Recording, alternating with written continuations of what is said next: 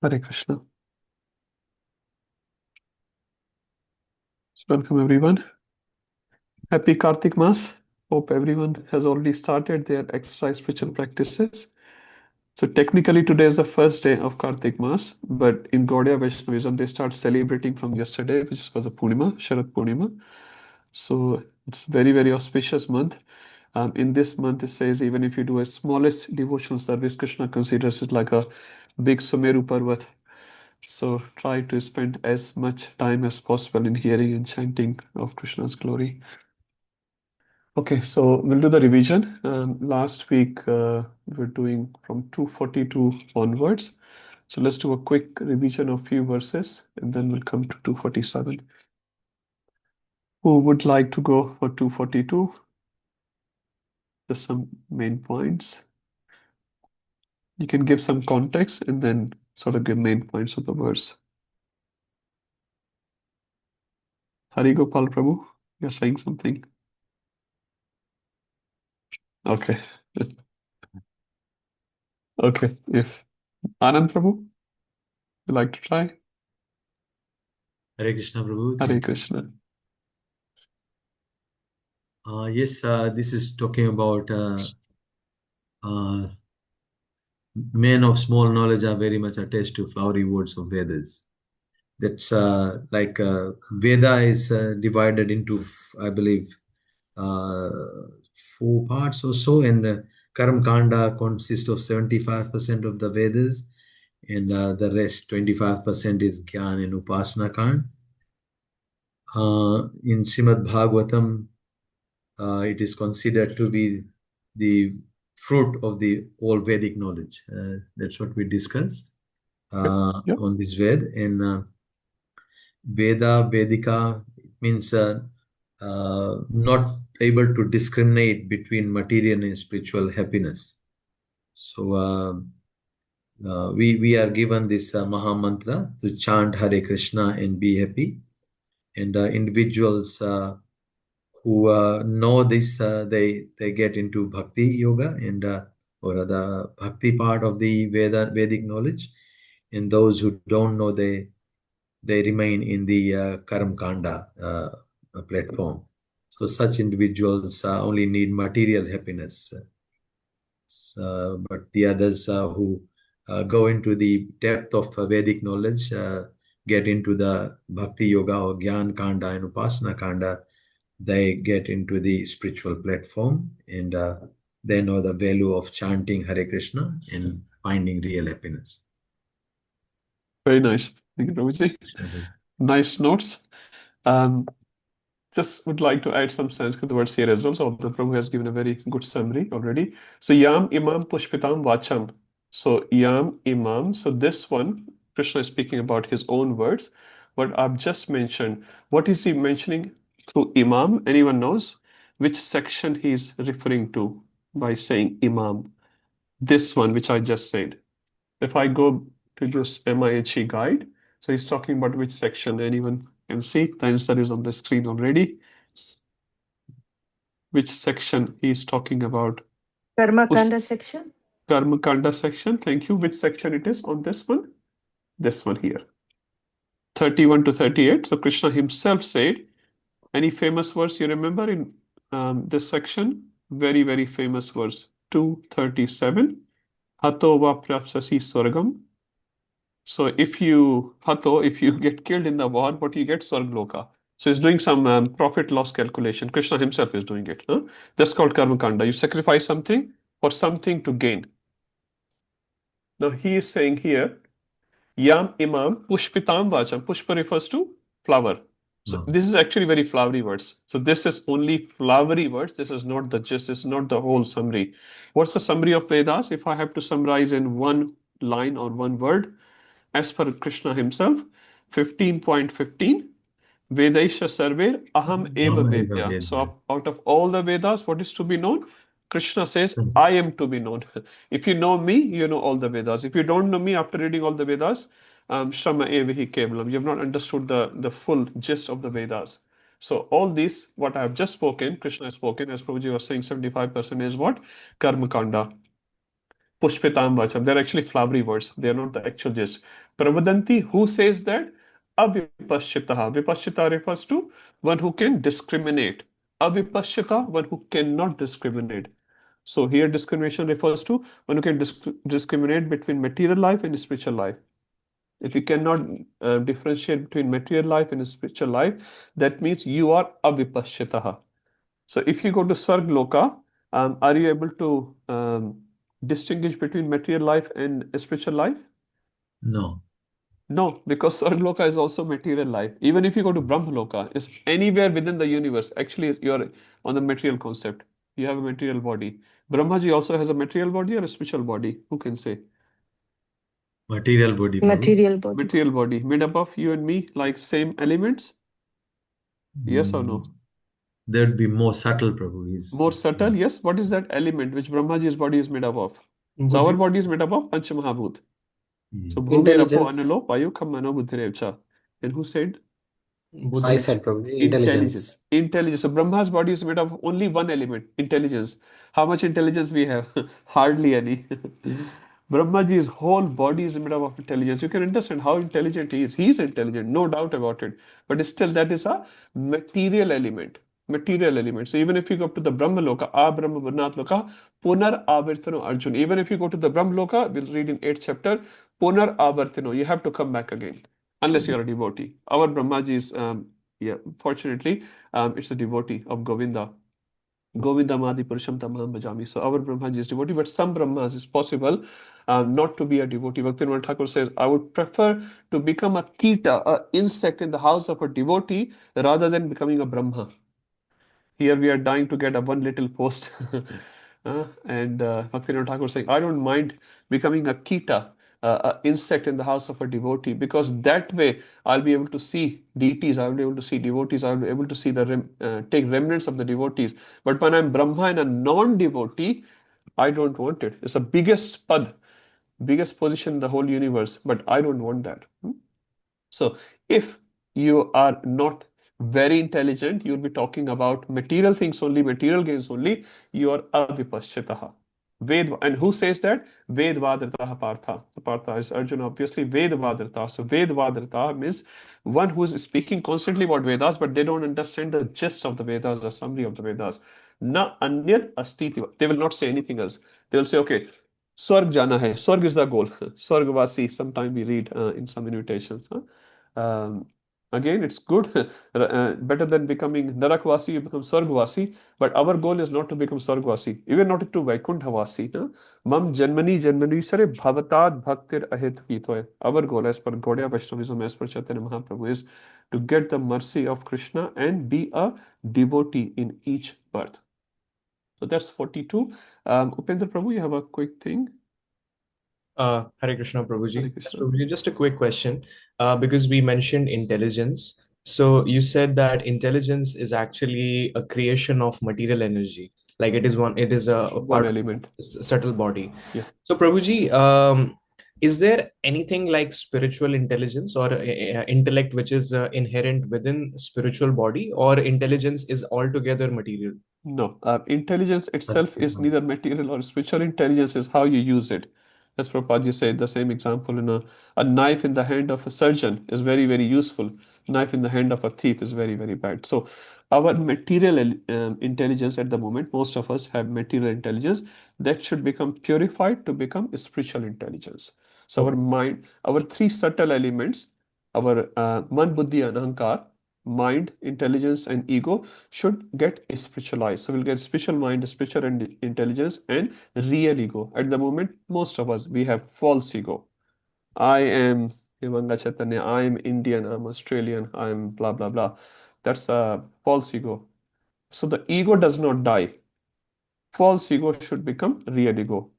I am servant of Krishna. So ego will always be there. Intelligence. Like Krishna's friends, they are very intelligent. Mother Yashoda very intelligent. Krishna is also very intelligent. How to steal? For stealing, you need intelligence. Krishna is intelligent. His friends are also very intelligent. But that intelligence is spiritual intelligence. So these three elements will be remained with you, but they should get spiritualized, 100% spiritualized. Thank you, Prabhuji. Okay. 43. Kamatmana Swarga Parajanma Karma Phala Pratam. So this gives the sort of expanded version of what we were saying here. What is their goal? Kama is their goal. Kamatmanaha. Their Atma. Atma is like their whole existence is what? Kama. Kama here refers to desires. Huh? So kam can have multiple definitions. Kam, just a general kam means desire. Kamna. So kam word comes from kamna. Now, many times kam gets translated to the highest degree, which you can say male-female attraction, or it can be as low as getting attracted to a flower or a peanut or a pakoda, whatever. Huh? That's kam, desire. Any desire which is separate to please Krishna is a material desire. Atmendriya Pritivancha Dhare Kam Nam. Krishnendriya Pritivancha Tare Bali Prem. So if you want to please Krishna, that Kam, that desire is called Prem. But Atmendriya, if you want to satisfy yourself, this is called Kama. So there, what is their Atma, their being, their existence is Kama. Here refers to personal material desire. And they want to go to Swarga. For going to Swarga, what do they do? In Swarga, what do they do? Janma Karma Phala Pradam. So in Swarga, they get a special birth, obviously. They go to Swargloka and Karma. There's very, very special activities, which is true. Sometimes someone coming from a village, coming to an Indian metropolitan city will say, wow, kitna bada city hai. Such a big city. And from that big city, you go to Mumbai or Delhi, something like, wow, very big city. Then you go to America, wow, very nice. So in comparison to these sort of cities, Swarga is very, very high, no doubt about it. Huh? But in comparison to the transcendence, Swarga is nothing, devotees are not interested. To achieve that, what do? Kriya Vishesh. Kriya refers to yajna. They do special, bahulam, very big yajnas do, very special yajnas they do. Bhoga Aishwarya Gatim Prati, so that they can get what? Two things, Bhoga and Aishwarya. Bhoga refers to sense gratification, Aishwarya refers to opulence. So sense gratification and opulence. Huh? In Hindi they call Acha Nokri, Acha Chokri. That's what they're after. So Bhoga and Aishwarya. That's what they're after. 44. Who would like to do? Can I do, Prabhuji? Yes, Prabhuji, please. So, should I just read the verse? Just do the translation quickly. It's a very nice verse. Yeah, Prabhu. In the minds of those who are too attached to sense enjoyment and material opulence, and who are bewildered by such things, the resolute determination for devotional service to the Supreme Lord does not take place. Yeah. Can I ask one question before we go ahead? Maybe Upendra Prabhu or anyone else. This shloka is exactly opposite of which other shloka, which we have just read. Number in the shloka. Very famous. Yuvti Radha Mataji, if you want to try. So this shloka is exactly opposite. Anyone? 2.41, Prabhu. 2.41. Thank you, Amrit Prabhu. What was the verse? Quickly. You can read. That's okay. You don't have to cram. Vyavasatmika Buddhir ekehe kurunandana Kurunandana Bahushaka Anantascha Buddhayo Avyasainam. Thank you so much. So there it says ekehe kurunandana, one pointed attention. And here it's saying Vyavasatmika Buddhi, same word is being used, right? Samadho na vidhiyate. Let me open that for everyone. So 41, this is 241, which we have read probably last week. So it says Vyavasayatmika Buddhi, right? Vyavasayatmika Buddhi, same word, Samadho na vidhiyate. And here, if you want to do samadhi, you have to have Vyavasayatmika Buddhi, ekehe kurunandana. So you can say same thing which Krishna is recommending in 241, Krishna is saying in 244 will not happen. Samadho navi, you will not get samadhi, you will not get transcendence. Why you will not get it? The reason given here. Bhog Aishwarya. Now, how does this 244 relates back to previous verse? You remember the previous verse, last line was? Bhog Aishwarya Gatim Prati. Isn't it? So Bhog Aishwarya, Bhog Aishwarya. So he's saying if you have Bhog Aishwarya in your consciousness, Taya Apaharat Chetasam. What does Apaharat mean? Everyone knows, very simple word. Kidnap. Apaharan karna. Kidnap. Thank you. Thank you. Everyone remembers. That's good, huh? So apaharat or apaharan, same thing. Apaharat. Here, what is apaharat? What is being kidnapped? Chetasam. Your chitta, your consciousness is being apaharan, is being kidnapped. By what? Bhoga and Aishwarya. And what you are? So asakta refers to attach, prasakta. Huh? Bhoga, Aishwarya, prasaktanam. Prasaktanam, super attached. You are super attached to Bhoga and Aishwarya. So if you are like that, what will happen? Samadhau na vijnayate. So our mind will not be situated in Krishna consciousness. Rather, it will go everywhere, but except Krishna conscious activity. So it's very clear verse, right? So what we have to sort of start journey on, Bhog Aishwarya Prasaktanam or Bhog Aishwarya Asaktanam. So there's a word called Asakta and Asakta. Asakta refers to very much attached, Asakta refers to detached. So what we have to become for Bhoga and Aishwarya, Asakta or Asakta? Asakta, Prabhu. Asakta. Asakta to attached. Asakta. Asakta. So Sorry. asakta मैंने आ सकता है जा नहीं सकता पीछे निकल आ सकता आ सक he can come but cannot go, huh? So bhoga and aishwarya, we have to save ourselves from this bhoga and aishwarya. So devotee Prabhupada says simple living and high thinking, not high living and simply thinking. We are not like that. We are trying. Bhoga Aishwarya. We are all in Bhoga and Aishwarya, but we're trying to purify ourselves. So, Bhoga and Aishwarya, if you have, put it in the service of Krishna as Amrish Maharaj did. Otherwise, what will happen? Samadhana vidhyate.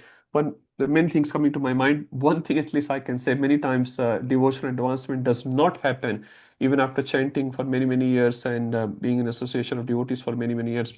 The reason is Bhog Aishwarya Prasaktanam. We have so many desires. In 7th chapter, we'll see ours. Ichha Dve Samatvena.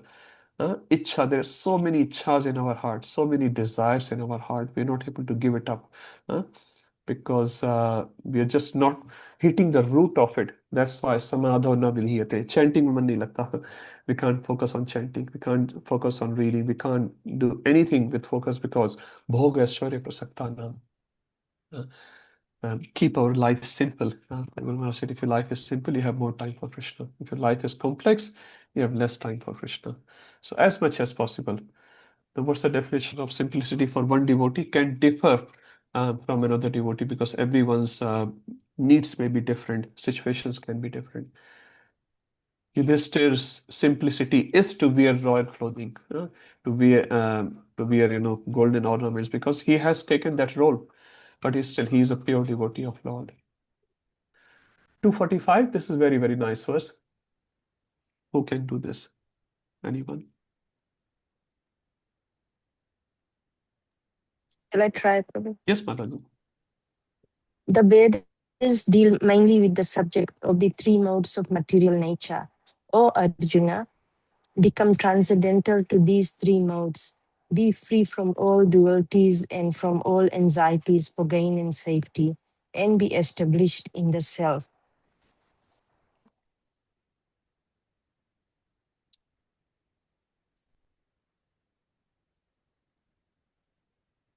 I didn't make much notes last week, Prabhu, in this verse. No problem. Let's start reading. It's very easy. Everyone can read together. Try Gunya Vishaya. Vishaya, everyone understand? Vishaya in Hindi, Vishaya, subject. Veda, the Vedas. The main subject of Veda is what? Tray Gunya, three gunas. So Vedas talk about three gunas. What are the three gunas? Everyone knows that. Mode of goodness, passion, and ignorance. So Veda's subject matter primarily, although as Anand Prabhu was saying, 75% is Karma Kanda. So it's definitely there. Other subject matters also primarily the subject matter is what? Traigunya Visha. They deal with the modes of material nature. And Vedas are very, very smart treatise of knowledge. They uplift you even from the lowest mode to the highest mode. But eventually they ask you to go beyond it. Beyond means even beyond the three modes. But generally, the subject matter of Vedas is Traigunya. So what I'm supposed to do? Arjuna is asking to Krishna, Nistray Gunya Bhagarjuna. You should situate yourself Nistray Gunya, Nirguna. So sometimes the two words used in Hindi, Nirgun and Sagun. Anyone knows what's the meaning of Nirgun and Sagun? Nirgun, Nirakar, Sagun, Sagun, Sakar. That's what the analogy is coming from, Prabhuji. Okay. Nirgun is Nirakar, Sagun is Sagun, Sakar. Sakar. Okay, more. That's Uh, good, Prabhu. Sagun Nirgun is like good gunas which are in the mode of Satagun, goodness. Sorry, Harish Prabhu, can you say again? Sagun means? Sagun is towards good, like you have gunas, all three, these three, but You have gunas. within, Yep, that's good. With gunas. Sagun means with gunas. yeah. And Nirgun means? And Nirgun is your I mean, it's very confusing, but Nirgun is guna nahi hai, which can also Good. be considered in two ways. Ek Uh-huh. ki you're beyond gunas, Beyond gunas, because of yes. which there is no effect of gunas on you. Yes. And another connotation is that, everything that you have is only towards negativity. Okay. Like Very nice. within sattva also there is rajas, tamas, and sattva Yeah, within sattva. yeah. And similarly with each, like 3 by 3 matrix. Okay. So So in that way. we'll Is just that take the correct, Prabhu? simple one. We'll just take the simple one. So what Harish Prabhuji said and Keshav Prabhu said, both are correct. Let's reconcile both of them together. So Keshav Prabhu made a definition, which is also correct. Sagun means akar, nirgun means no akar. And Harish Prabhu says Sagun. So let's start from Harish Prabhu. I'll come to you, Keshav Prabhu. Sagun. Gun refers to three modes of material nature. Sagun, one who is connected with these three modes. That's Sagun. So whether you are connected with modes of material goodness or passion or ignorance, either one or a combination of all three, or 9 as Harish Prabhu was talking about the matrix, or 81, whatever it is, right? As far as you have guna of material nature, any one of these guna or a combination of any one, you are a Saguna. Okay? And Nirguna refers to you are beyond. So Krishna is Nirgun or Sagun as per this definition. Let's keep this definition for now. I'll expand the definition in a second. As per this definition, is Krishna He is Bhagwan Nirgun. is Is Nirgun, Nirgun. right? Why he is Yeah. calling Nirgun? Nirgun here does not mean he has no gunas. Guna here refers to quality. So he has, obviously, Krishna has the most qualities, but as per this definition, he is not bound with the modes of material nature. He is beyond modes of material nature. That's why it's called Nirguna. Yeah. Now, many times people translate Nirguna, as Keshav Prabhu was saying, as Nirakar. Now, Nirakar has many meanings actually. One Nirakar is no Akar. So, no Akar means we think Krishna is the Jyoti. Actually, that's not what the Nirakar. Nirakar actual meaning given in Vedas is from that where all the Akar comes. Ram is also Nirakar actually. Because from Ram, Aham Sarvasya Prabhu Matta Sarva Nivartate. So from Ram or Krishna or Narayan, because all the Akars are coming. That's why sometimes Ram is also known as Nirakar. But that Nirakar does not mean Ram doesn't have Akar. That means Ram is the source of all the Akars. And Ram himself is Sagun or Nirgun. As per the definition given by Harish Prabhu, he is Nirgun, he is beyond. But at the same time, if you say good means qualities, Ram has the most qualities. So Ram is the most Sagun, isn't it? Because Ram has all the qualities. Ram, Krishna, they have all the qualities. So we have to understand the definition and then give the translation. Nirakar does not mean Jyoti who has no particular akar. No, Ram is a person. Govindam Adi Purusham Tamam Majami. Govind is a person. The meaning what Angani. I was actually referring about Nirakar here is like a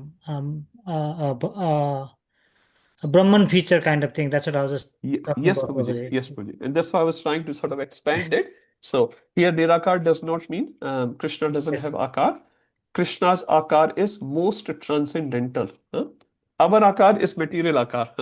Our akar will disappear in some time. But Krishna's akar, Krishna's gunas are always transcendental. So Krishna can be Nirgun or Krishna can be Sagun.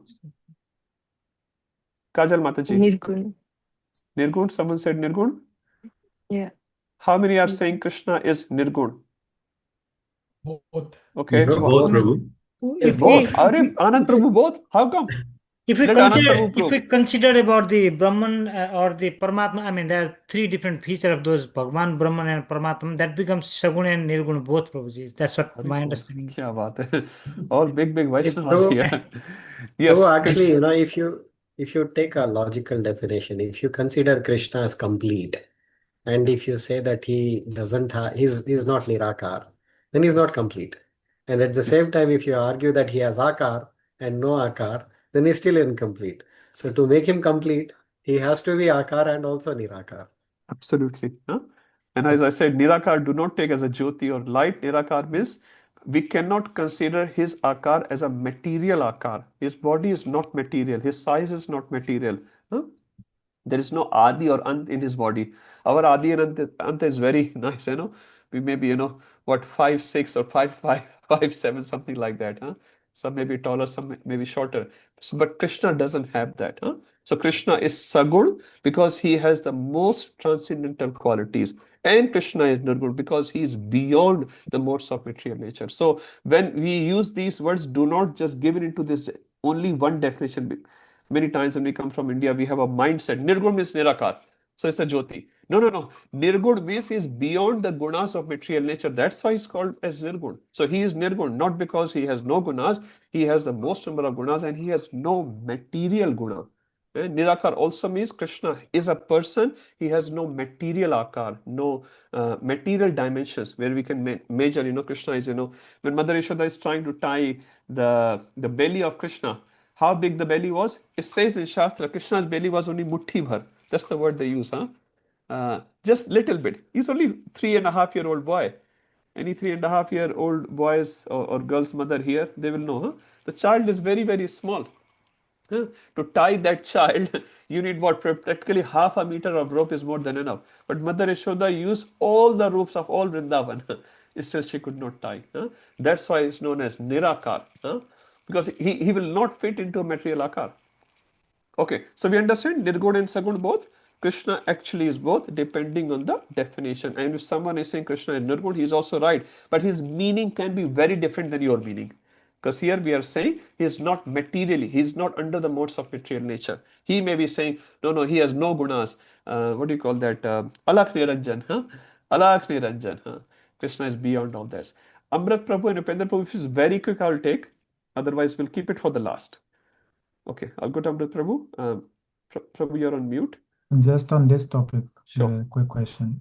You said that Krishna is both Sagun and Nirgun. Yes. Can you again explain how is he Sagun? Sagun Because means he you has, said, guna means qualities. So he has all the quality. He is origin of all the qualities. Sagun. Here, guna does not refer to modes of material nature. Here, guna refers to qualities. He has transcendental qualities. That's why he is Sagun. Are you Sagun or Nirgun? You, Amrit Prabhu. Sagun. Huh? You are Sagun. Sagun. Yes, you also have qualities. Are you Nirgun? No. You're not Nirgun? Like, Why yeah, not? when I use my qualities for service of Krishna. Yes, so that's what we are trying to do. Huh? So we are Okay. trying to get out of the modes of material nature. We are also trying to be. Krishna is saying, yes, we read Nistra Gunyo Bhav, go beyond the modes of material nature. He's telling, go beyond. He's not saying, Arjun, you go and merge into the Brahmajyoti. He's saying, you go beyond. That means the qualities of your action should be Nistra Gunyo. Huh? Qualities of your action. That means devotional activity. He's not saying to Arjuna, no activity. He's saying to Arjuna, your activity should be a devotional activity. And we'll read in 4th chapter, it's called akarma. Akarma does not mean no karma. Akarma means any activity which does not produce a material reaction, good or bad, whatever. So our, okay, as aspiring devotee, our purpose is to do activities for the pleasure of the Lord. They do not produce any reaction, any material reactions. Yes, there is one reaction. You know, a devotee does all the acts for Krishna. What is the reaction of that? Krishna Prema. You get one reaction. That reaction is very nice. Krishna Prema. Krishna becomes indebted to the devotee and he says, I cannot repay you. Huh? I cannot repay. He says to gopis, I cannot repay you. Huh? What you have done for me, I cannot repay. Upendra Prabhu, quick one. Yeah, Prabhu. Okay. Prabhu, like we're mentioning about the Vedas here, Krishna also mentions how Arjun needs to go beyond the modes of material nature, which the flowery words of the Vedas talk about.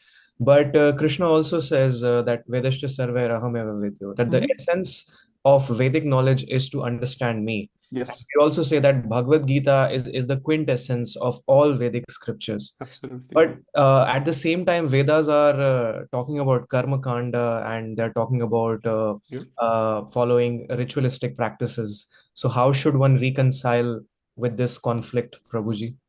Because Sorry, I didn't get your question, Prabhu. So, Prabhu, it's like at one point, Krishna is saying you should know me. Yeah. Krishna is saying that Yeah. if somebody is reading Vedas, if somebody is studying Vedas, then the culmination of that knowledge should be to understand me. Yes. But Vedas are describing karma kanda. Vedas are talking about doing ritualistic practices. So this conflict. Not really. So he's saying, understand me means what? Your father says, do you really understand me? That means, do you really understand his intention? Isn't it? No? When we say, he doesn't, oh, Upendra Prabhu, do you know my name? I'm like, obviously, you're my father. For example, right? So know me here does not mean how much money you have, what's your height and what's your color and all that. Know me means janma karma chame divyam evam vyaveti tataha. If you know me means my janma, my karma is divya. If you know me, naiti mameti surjan, you'll not come back to this material world. So here knowing me means what is my intention of you reading the Vedas. You're studying everything, but after studying, what is the purpose of you studying? Okay, my dear father, I've finished my university degree. So now I'm sitting in beer bar. Your father will be very happy. Not that you go, but the point is, what is the intention behind you should have a good career. You should become a good citizen. That's the purpose. Huh? Just getting the marks in an exam does not necessarily makes you a good citizen or a good person, isn't it?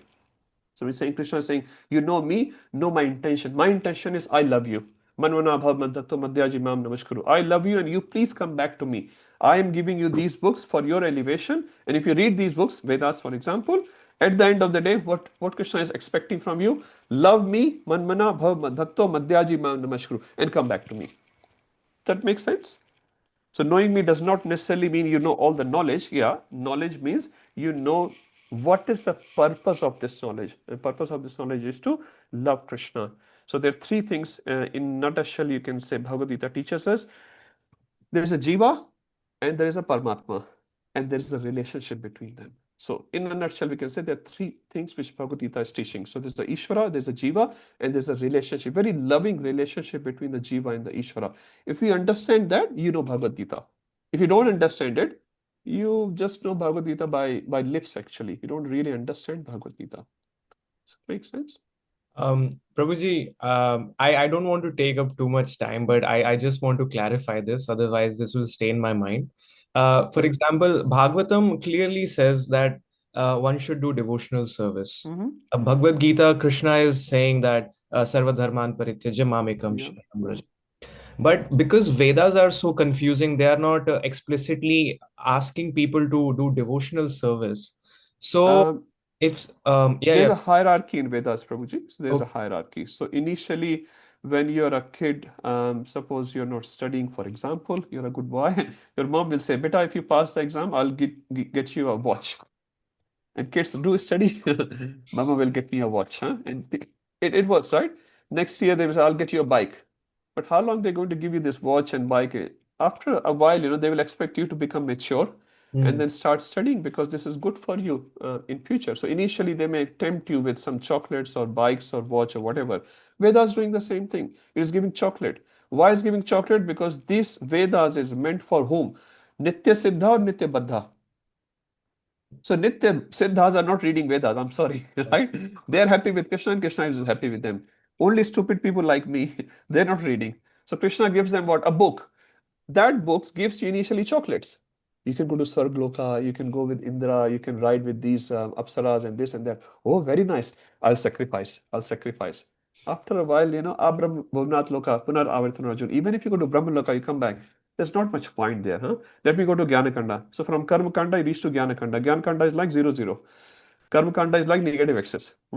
Now, Vikarma is like most negative excess. From Vikarma, you come to Vikarma means any activities which are against Vedic prescriptions. Then you come to Karma Kanda. From Karma Kanda, you come to Jnana Kanda. Jnana Kanda, you come to Upanishad, which is Upasana Kanda. Where is the Upanishad end? They end in Bhagavad Gita. Manvana Madbhakto Madhyaji Mam Namaskuru. You come, love me. I love you. Krishna is saying, I love you, the Jiva. Jiva, you also love me. From your heart. And then Jiva finally says, Karishya Vachanam Tava. As Arjuna said, Nashto Moha Smriti Labdhava.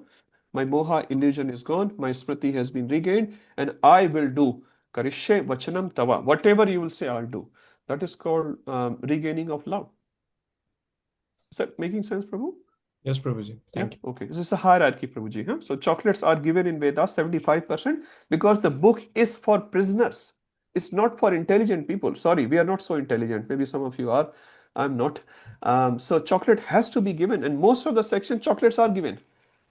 But after a while, say, enough of this chocolate. मेरा दांत खराब हो रहा है. Now, I need something higher. Every time I get a chocolate, I go to Indraloka, I come back, Narakloka, I become a dog, I become cat, then I become insect. Again, कभी स्वर्गे उठाए, कभी नरके गिराए. Chaitanya Charitamrita says, huh? So this constant avagaman is going on. No, I want to get out. I want to get out. How to get out? Now you look real knowledge in Vedas. Then you come to Krishna, and then you come to devotee association. Okay, Thank you. Yuvati Radha Mata. Yes, I hope it's a quick one. I'm not avoiding any questions. I'm just looking at the watch. Yeah. I understand, Prabhu. Prabhu, regarding Krishna asked us to go beyond transcendental nature. He did not ask us to merge into Brahma Jyoti. Is there any direct references where it says that merging into Brahma Jyoti is beyond transcendental, beyond these three modes of material nature? Yes, Mata, you will read in Bhagavad Gita, 14th chapter. Even if you go to Brahma Jyoti, it's beyond the three modes. Brahma Jyoti actually is beyond. So we'll read in 14th chapter, the modes of material nature. We'll read there. You may have read it already. So yes, actually going to Brahma Jyoti is beyond the three modes of material nature. So there is a sukha, there is no doubt. NOD also talks about it. So going to Brahma Jyoti is a sukha. Why? Because the trident of Durga Devi. So Durga Devi has a trident. Trident means Trishul. So she has three spikes.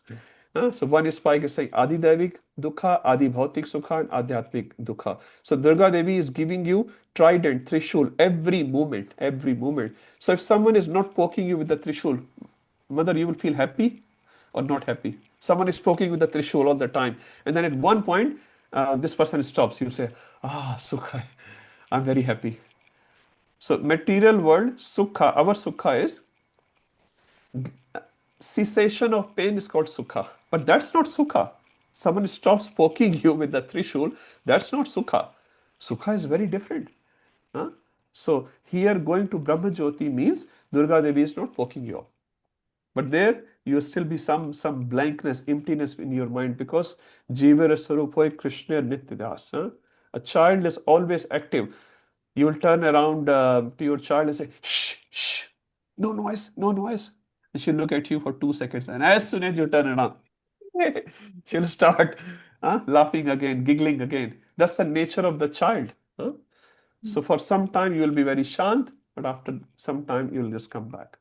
Does it make sense, mother? Yes. Yeah. It's really nicely concluded by you, Prabhu, that the interesting point I took is like even beyond, going beyond these modes of nature, still it is not It's satisfying. not the end. It's Yeah. not the end. It's outside of pain, definitely no material pain. That's why yogis, that's why I say when a yogi is trying to get out, the center of him is me. I want to get out. I'm in a painful situation. In no matter where I go in this material world, I'll be painful. Even Indra is in pain, Brahmaji also is in pain. We have so many examples in Bhagavatam, right? So even the highest position is also going to give you pain. Huh? So yogis say, okay, no more pain, no more modes of material nature. Let me get out so that I can become happy. But Krishna's devotees say, actually, it doesn't matter, even if I'm unhappy. Swarga apvarga narkeshu apitulyat. Shivji says to Mother Parvati after Parvati has cursed Vritasur. Because Parvati is very surprised. I gave curse to Vritasur and Vritasur is completely normal. Shivji says, this is Narayana Parasarve, Nakutashan Vibhati, Swarg Apvarga Narkeshu Apitulyat Darshanaha. The devotees of Narayan Para means we are not Paisa Para or position Para, Narayan Para. We are relying on Lord Narayan. And when we are relying on Lord Narayan, those devotees, Swarg, they get either Swarga or Apavarga, they go to Vaikuntha or Naraka, Apitulyartha Darshana. They look, everything is equal. It doesn't matter. Same thing. Mam Janmani Share, Bhavatat Bhakti Rahit Kirse. Krishna's devotee say, Krishna, I don't want you to take my prarabdha. Prarabdha is giving us dukkha, right? Everyone is dukhi because of prarabdha. Devotee is saying, Prabhupada Saraswati is saying, Yamunacharya is saying, Krishna, don't take my prarabdha away. But in every situation, Krishna, no matter what the situation is, I should not forget you. Smritabhya sadatam Vishnu vismrityu na jatu chit. That is the success of life. I don't want you to take my prarabdha. Through the prarabdha, I may get so much dukkha. That doesn't matter. But yogi is saying, no more dukkha, no more dukkha. Let me get out, let me get out. Because I am unhappy. I want to become happy. Let me get out. And it's possible. It's possible. But it's not complete. 1, 1, 11. So 3 aspects of Paramatma, as Keshav Prabhu was saying earlier. Okay. Let's move to the last question. Kajal Mataji. Yes, Prabhuji, a really quick one and Yes, a Mata. follow-up from Keshav Prabhu's question earlier. So when we talk about Karma Kanda, it also includes Yagya, Yes. right? Yeah. So Prabhuji, like since Yudhishthir Maharaj and all the Pandavas, Yeah. they were great devotees of the Lord. Yep. So my question is like they were indulged in like Ashwamedh Yagyas Yep. and Rajasuya different, Yagya. yeah. So how is that Okay. related to devotional So, service? yeah, thank you, Mata. Very nice question. Any activity, forget Yagya, any activity in the world, in this material world, is not a problem. The intention behind the activity is the problem, many times. Huh? So, devotee can also go to work, devotee can also have a family, have a car or cars, have money and position and whatnot. Yudhishthir Maharaj, Dhruv Maharaj, Prahlad Maharaj, Amrish Maharaj, they are not owner of 2-bedroom apartment. They are not MLA or MP. They are the owner of the 3 words. Prahlad Maharaj is saying, I don't want anything. They're saying, no, you become king. Yudhishthir Maharaj, actually, I don't want to become king. Arjun, I don't want to become king. Krishna, no, you become king. Huh? And ours is exactly, we want to become king, but we don't get a Rajya. So the problem is not with Rajya, problem is not with money, intelligence, beauty, power, all the 6 bhagas. So when Yudhishthir is performing yajna, Bharat Maharaj is performing yajna, Sri Ram is also doing yajna. So it's not the yajna which is the issue. Why did Yudhishthir perform Rajasuya yajna? It's written in Bhagavatam very clearly. He wanted to establish the glories of Krishna in front of the whole world. In Rajasuya yajna, you probably know this, the Agra Puja. Agra Puja means who is the most prominent personality in the whole assembly. Agra Puja was done of Krishna. And that's where Shishupal got murdered because Shishupal was against it. Agra Puja, you do it, that's fine. But this person who is so bad in character, that's what Shishupal's statement was. How can you do that? So Yudhishthira did not do Rajasuya Yagya or Ashwamedh Yagya to establish his glories. He did Yagya to establish Krishna's glories. And that's why that Yagya actually was very auspicious. Because Krishna could come in front of the whole world formally. Someone give a testimony to you. Suppose you have a website or a business. I don't know whether you have it, but suppose you have one, and some big person give you a testimony. Would you like it? Yeah, I would like it. Kajal Mataji's business is the best one. Go for her products or whatever, right? So you'll be happy to get it, isn't it? So now the king of the whole world is giving a testimony. This person is the supreme personality of Godhead. Not that Krishna needs that certification, but the point is the world doesn't know because world is full of conditioned soul, and the emperor of the whole world is saying he is the supreme personality of Godhead, proven, certified by me as well. Great, go for it. Narendra Modi certifying your website. I'm sure your website traffic will increase million times in a day, isn't it? People look for these role models. So Yudhishthira is sort of bringing that truth out in front of the whole world. That makes sense? Okay. Yes, Okay. Prabhuji, thank you. Sorry, I just went into this one word, Nistragudnya, but I hope it's very clear for all of you. So, Nirgun, Sagun, please understand these words very, very nicely. They are all valid words for Krishna. The definition has to be correct. Don't give into the normal common definitions. They are not correct meaning. Nirdvando, Nitya Sattvasto. So, Nirdvando, we all. Dvanda, how many dvandas are there in the material world? Anyone, quickly? Mohan Prabhu? How many dandwas? If you don't know, that's fine. Tell me I one. don't know. Okay, Dwanda means what? Okay, just tell Dwanda. Dualities, Prabhu. Dualities. Okay, thank you. What does duality? You have any duality in your life, or you are pure devotee? Oh yeah, You now are. Oh, you of are. course. Hare Krishna. No, That's nice. means Okay. I have dualities like happiness and sadness. Thank you. That's what it is. So don't Yeah. become bogged up with these words. Everyone goes through these dwandas every day. So as Mohan Prabhuji said, he has happiness and some distress as well in his life. Anyone has any other dualities in their life? Except you're a pure devotee, then obviously they don't have any dualities. The 6 dualities mentioned in Bhagavad Gita, 4 we have read in second chapter already. Two will read later. Amrit Prabhu is going to tell next four. Go for it. Heat and cold. Heat and cold. Okay. Sita Ushna, Sukha Pain Dukha, and and Man Apman. thank you. Hari Bol. We're all Hmm. Vaishnavas here. So these are the six dualities. Everyone faces them. Every single day, practically speaking. So Krishna is saying, Nirdvando, you go beyond it. You go beyond it. So don't get impacted. Not that the Sita and Ushna will stop. If today the weather is very hot, it will be hot for a devotee as well as for a non-devotee. But what's the difference? When we say devotee is nirdvanda, he is beyond the dvanda, beyond the qualities, beyond the dvandas. Giriraj Prabhuji. So devotee will not feel the heat. Or Mataji, Saroti Mataji. And as soon as Mata will say, today is very hot, Prabhu say, what? You're a devotee. You're an initiated devotee. How No, can you say this word? we will feel the heat, but we will not get that much affected by it. So That much. that is How much effect will come? so Prabhuji effect will come when we don't go crazy. So for example, some people who are materially drawn, they just go mad over it. First on losing Yes. small coin, for example. So they Hare say, Krishna. oh, it's too hot, too hot. They're shouting on Yes. the street and running Yeah. upside naked and Thank you, Prabhuji. Very nice, huh? So devotees also feel cold and hot and all those things. That's fine. They also feel pain and pleasure. Arjun was crying when Abhimanyu died. Arjun was crying. Krishna did not say, Are, only 10 days before I told you whole Bhagavad Gita, and now you are crying. Huh? You did not understand anything. No, Krishna was with Arjuna. I understand. You're a father. Huh? But what after that, Arjuna straight away started serving Krishna. So a devotee's service does not get interrupted. That's what it means by nirdvanda. It's not like he's a heartless person, emotionless person. He's very hard-hearted. No, no, no.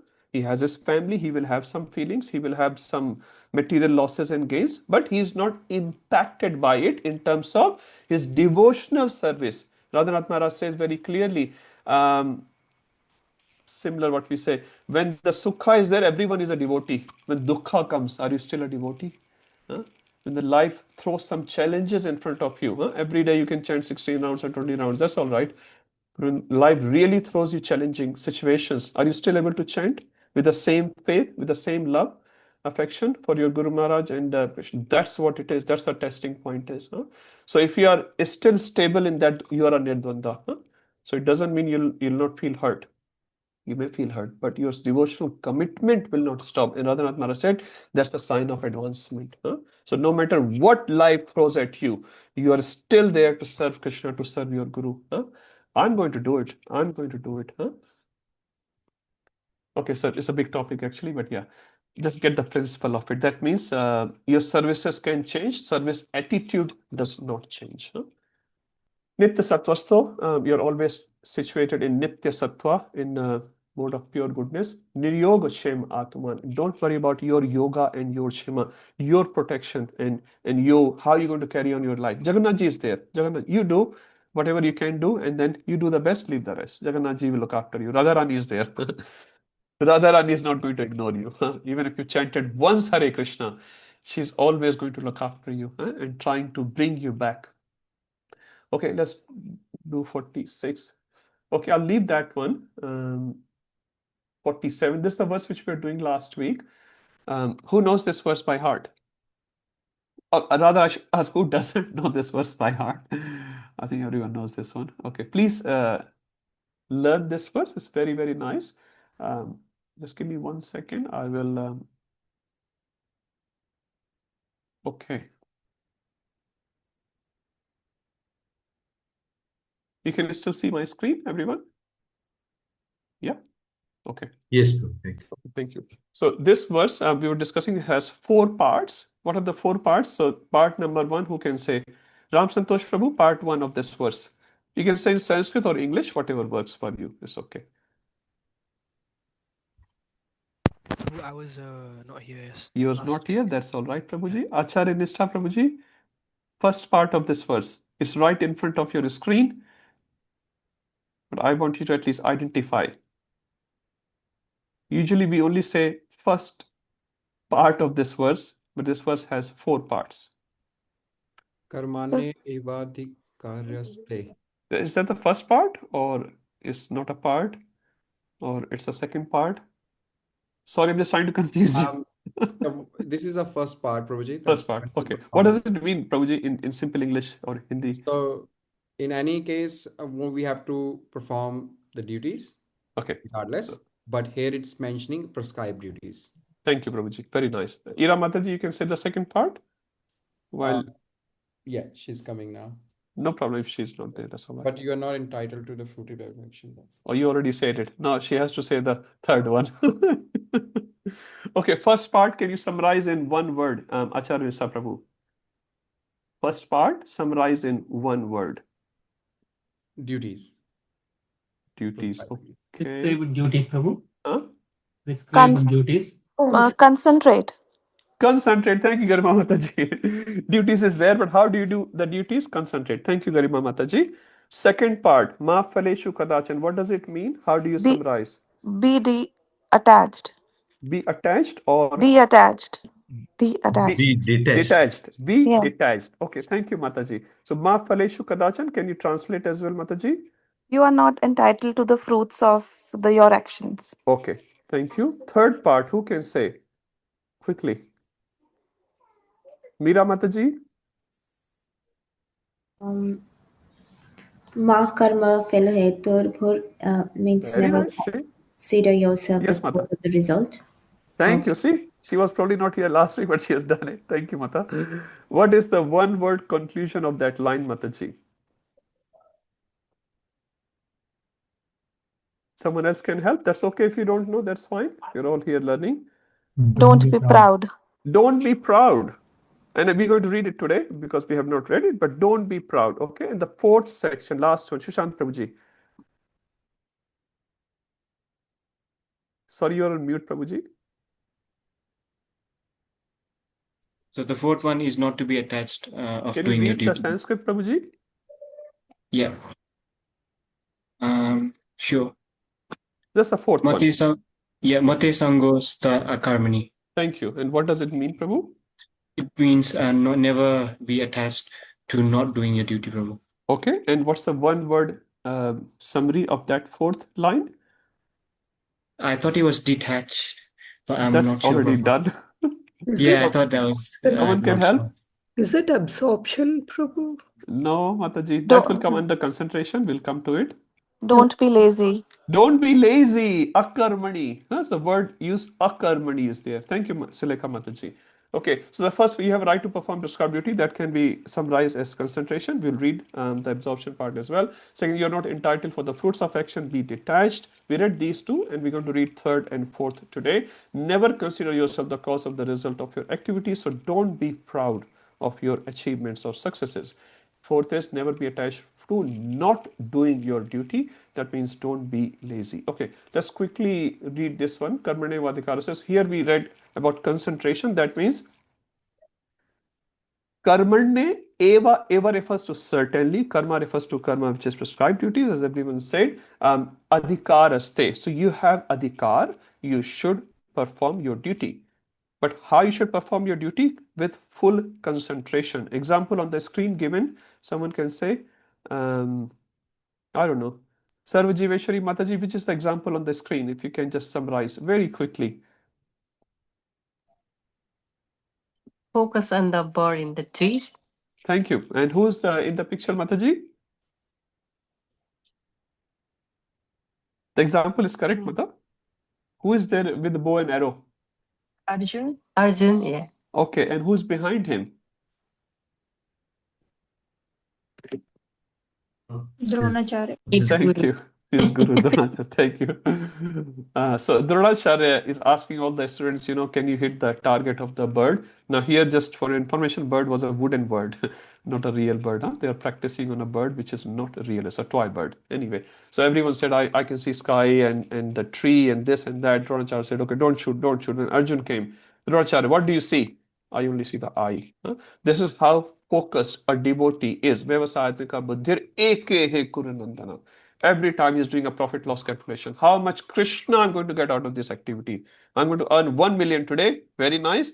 How much Krishna I can remember after earning or while earning? What I'm going to do with this $1 million? For Krishna, not for me. So the full concentration a devotee gives, that concentration has three parts, which Garma Mata is going to tell us. What are the three parts of that concentration, Mataji? Attention, awareness, absorption. Wow, Mata knows everything. What does attention mean, Mataji? Uh, that you too should be attentive if you're doing anything or any devotional services. So anything you are doing, and obviously if the purpose is Krishna or even not Krishna, the attentiveness should be there. Yeah. Not that you are looking in the sky and someone is saying, oh, there's a plane crash happened. Oh, I don't know. Sometimes you're looking in a shunya, in a zero, so you don't know where you are and how your hands are moving. No, attentive. So a devotee must put attention in the activity. Awareness means, Garima Mata? Why I'm doing and what I'm doing. Thank you. So I'm cooking a sabji. I'm cooking a sabji for Srimati Radharani, for example, or for Krishna. And that prasadam I will offer to my kids. So awareness has to be there. It's not like, I don't know, I'm just going to get paid at the end of the day.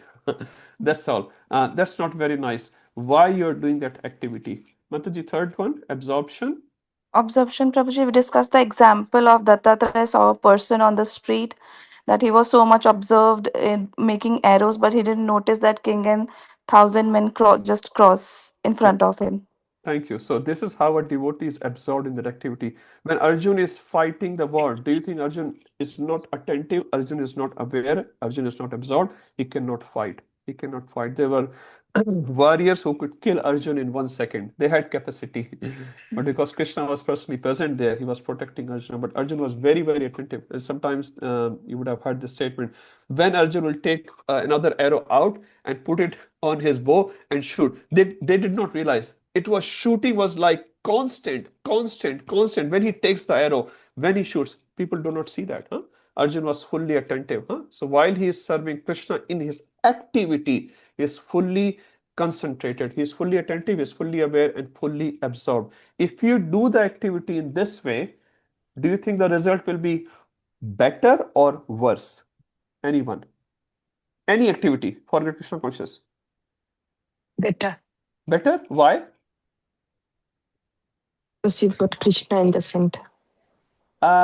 Yes, that's one point, but more than that, if you are attentive in activity, you are fully aware why you are doing it and you are fully absorbed, you will give your best actually. You will give your best because there's nothing better you can give in that activity. So Krishna is saying, when you talk about karmanevadikaraste, this is how you should perform your activity. But when you perform the activity, Krishna says the second line is ma phaleshu kadachan. You're not entitled for the fruits. Now your question will be, if I'm not entitled for the fruits, why should I even perform the activity? Isn't it? It's a natural question. If I'm doing some activity, I'm not going to get the fruits. I'm not going to. If I'm cooking, for example, but I'm not going to get the food, for example, why should I even cook? But mothers are still cooking, isn't it? Forget Krishna for a minute, isn't it? Mothers cook for the family, for their kids, for their husband, because they love their family. And what they're going to get out, in many families you will say, if the food is not enough, mother will feed to the child first. Beta, aap kha lo. Mama ko bhook nahi lagi hai. Mama may be very, very hungry. But mama will say, beta, you eat. Mama, can I have 2 more chapatis? Yes, beta, please, go ahead. So that's mama's love. So the love means sacrifice. Love does not look itself for the entitlements. What entitlements I'm going to get. So similarly, love of a devotee for Krishna is not looking for entitlement, not a demanding attitude. What I'm going to get out of it. You will definitely get something out of it. We're going to talk about it. But that time you do it for Krishna's pleasure. It says, Ma Phaleshu. We gave the example of, who's this in the picture? Everyone knows this. Jatayu. Jatayu with Ravana and Ravana and Sita. When he entered into this war, he knew the result or no? Yes. He clearly knew the result. He's not going to win this war. He's definitely not anywhere close to Ravana's strength, but he still entered into the war. Why? Because it's not the matter of who wins the trophy, it's a matter of participation in the race. Trophy, how many people will get? Only one. But are you participating in the race as per your capacity? You remember the example of Hanumanji and squirrel? squirrel was carrying a small dust particles. Hanumanji was carrying big mountain, giant rocks he was carrying. He said, Bhaiya, get out, I may accidentally trample upon you. But Lord Ram was not very happy with that. He says, Hanumanji, you are putting effort as per your capacity and the squirrel is putting as per her capacity. I'm equally happy with both sevas. Now, Lord Ram need Hanumanji seva or squirrel seva? No. So we are also like little squirrels. What will we do? Huh? Someone was asking His Holiness Gopal Krishna Maharaj, how should we serve Krishna? And his response was, at least one time, which this is what he told me, he said, first you should think, what can you do for Krishna?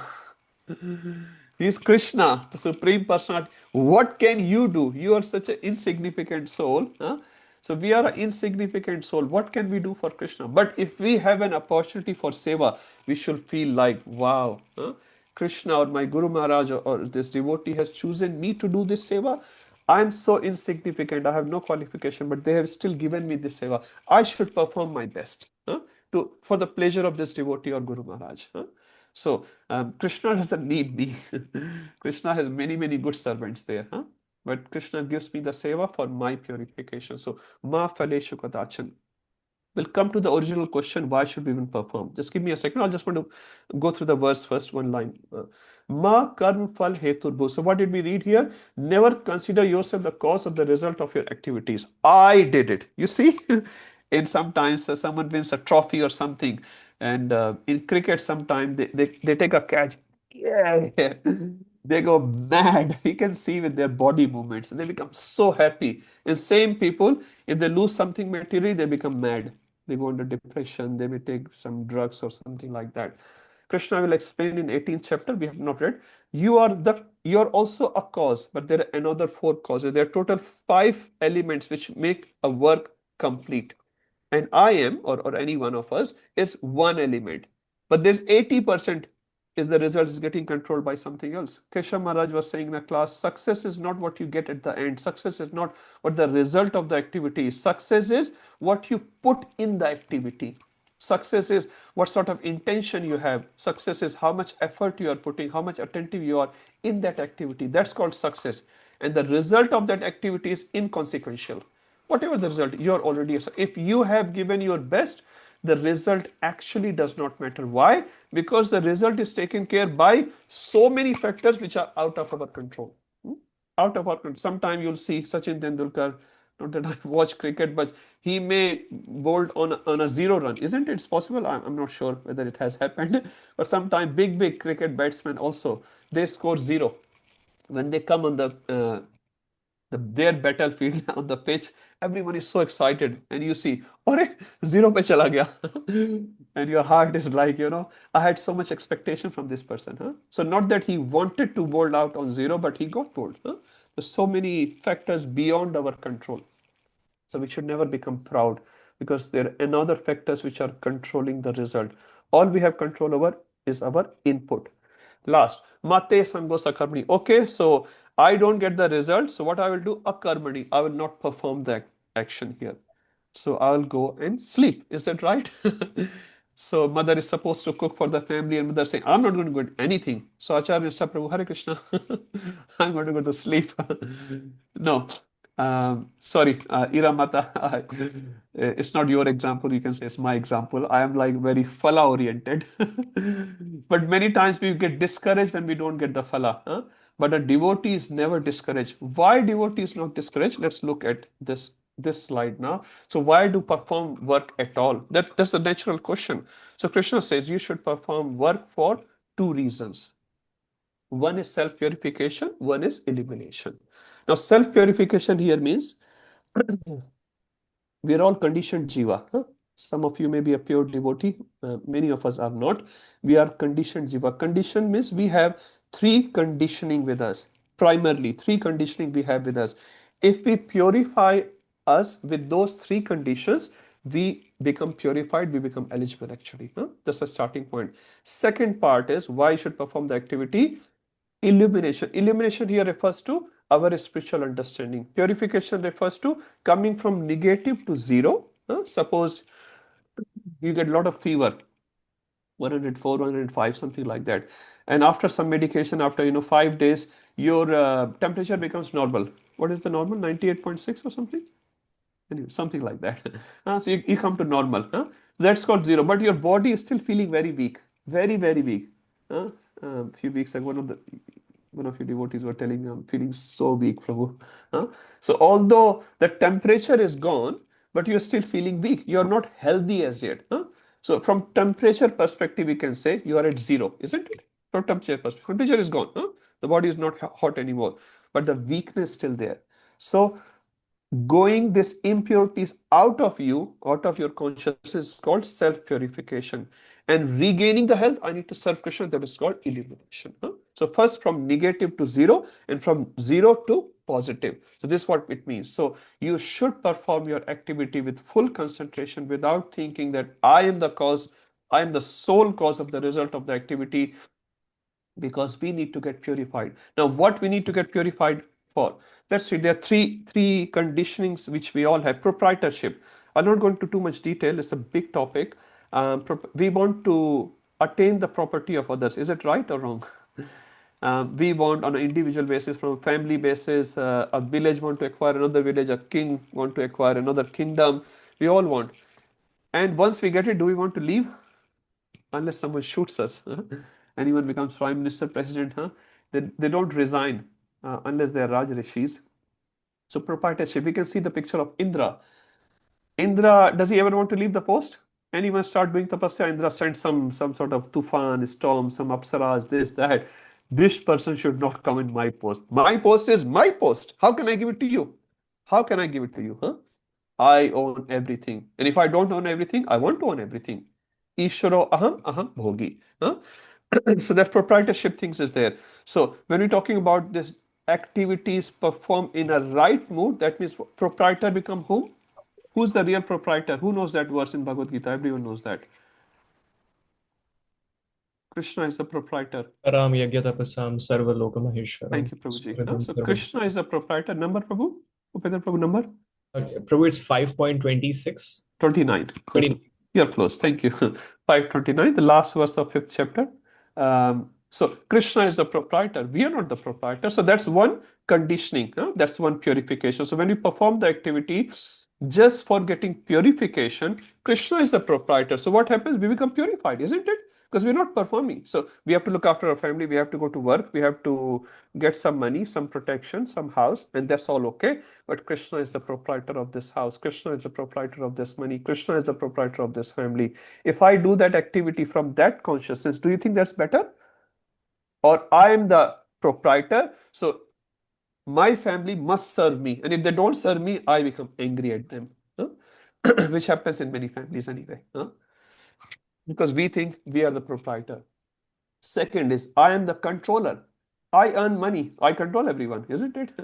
So husband thinks I'm the controller, wife thinks I'm the controller, kids think I'm the controller, and dog thinks I'm the controller. When you take the dog out, not you, but many of you would see in the park, when someone taking the dog out, and dog stops at one place, and he makes his mouth like this.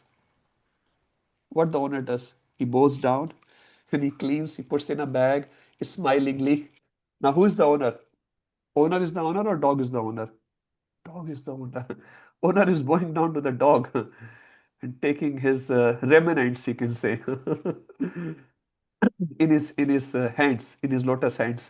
He take the remnants of dog and puts in a green bag. Which example is on the screen? Durvasa Muni. Just for one little thing, he wanted to kill Ambrish Maharaj. Durvasa Muni did not like King Ambrish drinking one drop of water, just one drop of water. He said, how come? How dare you can drink? I will kill you. Ambrish was, okay, no problem. Durvasa is a big yogi. Durvasa is a sannyasi. Ambrish is a grahastha. He is a kshatriya. He is a raja. Durvasa is a yogi. He has nothing. He is supposed to be higher. But here we see Ambrish just standing still. No problem. You want to kill me? No problem. He's not arguing. Arey, maine kya kiya hai? What did I do? You're going to kill me for what? He's not arguing. He said, okay, no problem. No problem. Just standing still. Parikshit got cursed from Shringi. A stupid Brahman. Very unintelligent Brahman. Parikshit did make a mistake, a very light mistake, very, but the result was improportionate, isn't it? Suppose you are speeding. Suppose you're nice devotees, double demerit going on, I guess. You're speeding more than 10 kilometers an hour, right? And you get a fine. You feel bad, but you still like, I was speeding, right? I was speeding. As per the book, my fine is, I don't know, $417 and 6 points are gone. You feel okay, isn't it? I've done it, to be very honest. I got fine. I'm like, okay, I did it. I knew it. Suppose you were not speeding and you get a fine. How would you feel, Yuvti Radha Mataji? You feel great. Thank you, Krishna. How would you feel? Terrible. Terrible. I wasn't even speeding. How can you fine me? So fine itself is a terrible thing. But if you don't speed and you get a fine, you feel completely misaligned. Like you can't do it. I'll sue you and I'll see this and that. I'll present all the arguments. This and you'll fight for it. Suppose you did not speed. Not only you got extra fine, you got capital punishment. You're going to get hanged tomorrow. How would you feel? That's what happened to Amrish Maharaj. Just imagine for a second. It's not just a story. That's what happened to Amrish Maharaj. He did not make any mistake. Lord Ram, same thing happened. You know, Vanvas not only meant like you go and live in one in a nice luxury resort there. Vanvas means you die. It's full of ferocious animals. For 14 years you live in Vanvas and you come out of it live. That's a big thing. Actually, it was a capital punishment for Lord Ram. It says Vanvas was just after the capital punishment. If you look in the law book, if you don't give, capital punishment to someone, Mrityudand, it was just one step below, Vanvas. You send it to Vanvas. Take all his property away, send this person to Vanvas. This was just after the capital punishment. So what Lord Ram was given, for what? What did Lord Ram do? Nothing. But he said, all right, no problem. Amrish, no problem. Parikshit Maharaj, no problem. And we say, problem. We all have problem. We forget. I also forget. I'm saying it, but I also forget. But try to meditate on these great personalities. Prahlad, no problem. Prahlad did not try to, find a sword and trying to fight with Hiranyakashipu, trying to run away, hide under the mother's pallu. Nothing. No problem. So devotee is a great word. It's not should be taken casually. I'm a devotee. You're a devotee. You've been there 20 years. You're a 20-year devotee. You're a senior devotee. They are devotees. They are devotees. No problem. So controllership. There's a problem. Do you think controllership is a problem in your life? Do you think? I have. Yash Prabhu has no problem. He is a very yes person. Every time you say anything to Yash Prabhu, yes Prabhuji, yes Prabhu. Some people have problem with controllership. So try to think about Durvasa Rishi and Amrish Maharaj. Who is the supreme controller? Who can give me the verse quickly? Mahadish Prabhu, can you give me the verse? Who is the supreme controller? I need the verse. Doesn't come to mind, Prabhu, at the moment. You know that, Prabhu. 5.1. Who can say 5.1? Okay, I give him the clue. Jaldi. Say. Brahma Samhita, BS 5.1. Ishvara Paramah Krishna. Who is Param Ishvara? You and me can be Ishvara, okay? We are also controller. We have little capacity. I can pick up a glass. I can pick up 2-3 kilos. But Param Ishwar is Krishna. So are we the controller or Krishna is the controller? Krishna is the controller. He's the proprietor. He's the controller. So again, after doing your best, okay, if Krishna wants me to get this, no problem. I'll do that. That's a purification. That's why it says start with Matra Spashastakon. Titikshasava Bharata. Titikshasava. Sam Sukh Dukhe Same Kritva. Some equipoise. No controllership, no proprietorship. And the last one is enjoyership. First we gain the property, then we control the resources, then enjoy. Ishvaro aham bhogi. I am the bhogi. No, you are not the bhogi. Hiranyakashipu thought I am the bhogi. Ravan thought I am the bhogi. Actually, what happens if you think you are the bhogi? Like, we are very small bhogis. Just imagine how big bhogi Ravan was. Even Kumbhakaran said, when he came to know Ravan has kidnapped Sita Mata, he said, why would Ravan kidnap Mother Sita? He said that. She's a Jagat Janni. She's like a fire. You're bringing fire and binding around your tummy and you're saying you'll not get burned. You will get burned. Sita will burn you. He said she's a Jagat Janni. But Ravan just could not understand. nahi, I can do this to any lady of the universe. I can do to Sita as well. No problem. That's where he got stuck. Hiranyakashipu, I can control everyone. I can also control Prahlad. No, you cannot. You cannot. So Ravan had big plans. Hiranyakashipu had big plans. Hitler had big plans. Huh? We also have plans. Just think, are we Hiranyakashipu? Are we Ravan? Are we Hitler? Or we are trying to be a devotee? It says in Vrindavan, devotees are always moving around. So Braj, one of the meaning of Braj is to move, to walk. Brajvasis are always moving with the plan of Krishna. They never say, when Putana came, Trinavarta came, Shakatasur came. So Brajvasis did not tell to Nanda Maharaj, Nanda Maharaj, all the problem happening because of your son. Can you just migrate to another city? Just go to Adelaide or somewhere, you know. Sorry, not Adelaide. Go to Perth. Why don't you go to Perth, you know? Leave us alone, because before your boy came, we were so happy. As soon as your boy came, the problem started coming. No, when the problem comes, how many of them move? The whole village moves. Whole village moves together. I cannot leave Krishna. I cannot leave Krishna. Problem will come with Krishna. No problem. No problem. When you preach, problem will come. Prabhupada said, I got cursed like Narad Muni. Prabhupada would have stayed nicely in Vrindavan. Literally, he was a sannyasi. He was in advanced ages. He was around 70-year-old, living in Radha Damodar Mandir. What else you want? The best of the best he had. He left everything and now living in Bowery, New York, living with druggists and smelly people. He lived there. He's sharing his fridge where the meat is there. He's in between people who's trying to attack him actually. But he left that Vrindavan and he went. Why? Because he says, my Guru Maharaj has given me instruction. I cannot just enjoy in Vrindavan. Huh? I cannot do that. So we are not saying we cannot go and relax in Vrindavan for a week or so. We should go. But our service takes priority. Our service takes priority. Our service is where Vrindavan is. Huh? If your Guru Maharaj has given a seva, even if you have given a seva of construction and so many other things which has nothing to do with Bhagavatam, directly speaking, that seva takes priority. That seva takes priority. Your Harinam takes priority. You have taken a vow to chant 16 rounds, that takes priority. Whatever little seva your Guru Maharaj may have given, that takes priority. That's where the Vrindavan is. Not that you go and sit in Vrindavan, I'll chant 64 rounds. No, you will not actually. You will not. Just after 3 months, you'll get out of Vrindavan. So many instances have happened in the Shastra because Krishna is the enjoyer. Huh? So the enjoyership mentality has to be given, not the place. You can go to Vrindavan and still enjoy because you have the enjoying mentality. You can go to Swargaloka and still enjoy. Or you can be in Sydney or New York City, you can still be a full devotee. He says, Prabhupada never left Vrindavan. Actually, he carried Vrindavan wherever he went. Huh? So he took Vrindavan out of Vrindavan and established many, many Vrindavans around the world. And one of the Vrindavan is 180 Falcon Street, our house of Shri Shri Radha Gopinath. One is house of Radha Shyam Sundar in Adelaide. In Melbourne, Mahaprabhu Mandir, Radha Vallabh Mandir. So this is Vrindavan, this is the embassy. So if you cannot go to that Bhulok Vrindavan, at least go to this Vrindavan as best as possible, as often as possible, and do some menial service. And by doing that menial service to Krishna or whatever service has been given to you by seniors, you lose the enjoyership mentality. Because if you have enjoyership mentality, it's a big problem. So you perform your activity, Ma Felesha Kadachan. Why? Because you have to get rid of these three tendencies. I'm not the proprietor, I'm not the controller, I'm not the enjoyer. Because these tendencies are there in every single jiva. Some have bigger degree, some have a smaller degree. But if you can get rid of this, this is called self-purification.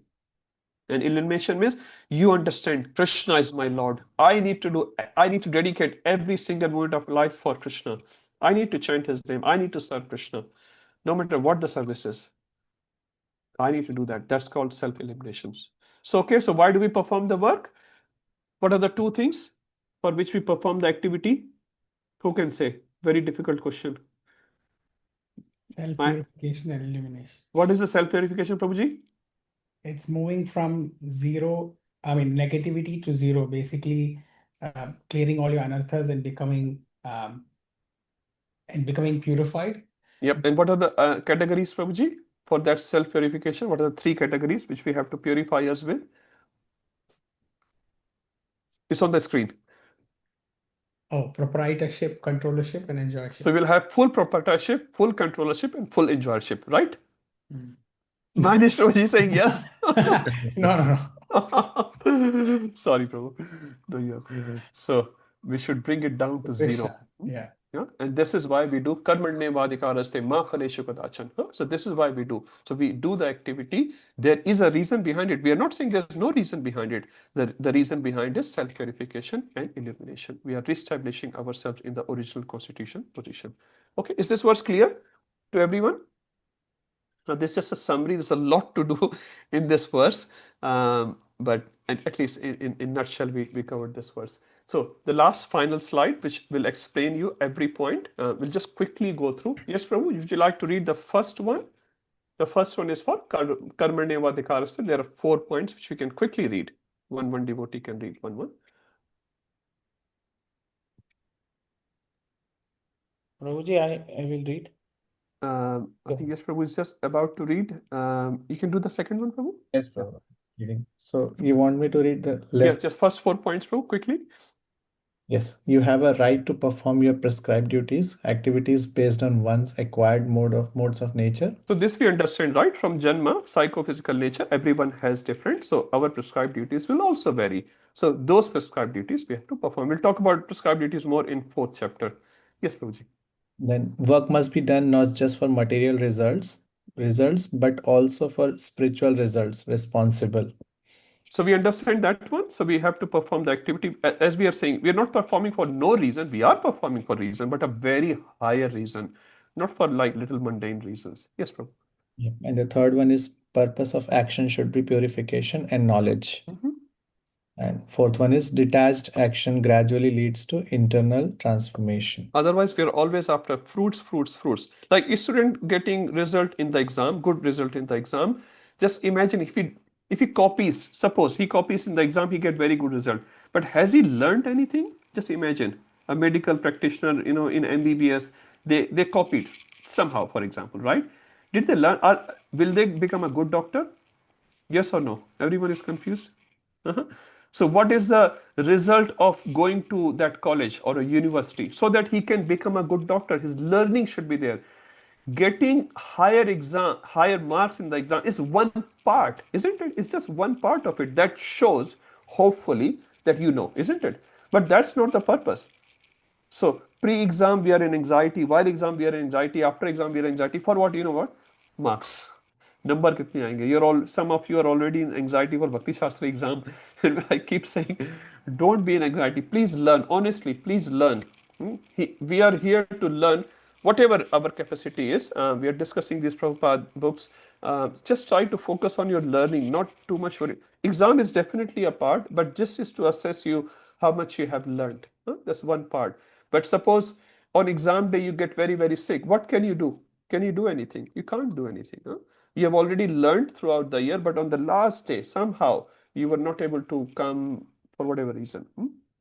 Or you copied. So don't worry about the marks here. Not only Bhakti Shastri, anything in a life, do it for Krishna. And that's very, very fruitful actually. It satisfies your heart.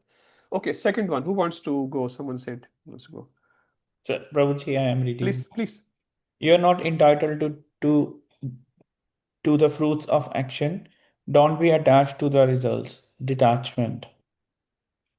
So does not mean that we do not care or concerned about the results. We give our 100% endeavor towards the action. Just one example come to my mind, very nice and simple example. Anyone has gone to some cloth store in India, especially a sari store, to buy some saris in marriages? Many Matajis goes and buy many saris. Sometime I was a kid, I used to go to mothers, and they would look for saris for hours and hours, and they'll not buy anything. I'll feel so bad that the person who's showing the saris, he will get like, oh, this Mata is not going to buy. But he's still doing his job, isn't it? Owner is sitting next to him, he will just show that is not there, but he is there actually. So if he's showing the sari, and these Matajis or Prabhujis, whoever, is saying, no, show me more green, more pink, more this and more that, but he's still doing his job. Although he's annoyed, he's still doing the job. Will he get his salary at the end of the day? Or he will say to this Mata, you're not going to buy anything, just get out from the shop. Will the owner be happy? He's showing the saris not to impress the customer, to be very honest, to impress the owner of the shop. So we are also the same actually. When we are doing our activities, we are not impressing another humans. I've been doing service in the kitchen for 20 years. No one even came and acknowledged me. Huh? But we are not looking for that acknowledgement. We are doing that service, whatever little it may be, for Radha Gopinath. Do you think Radha Gopinath is not looking? No one else said anything to you.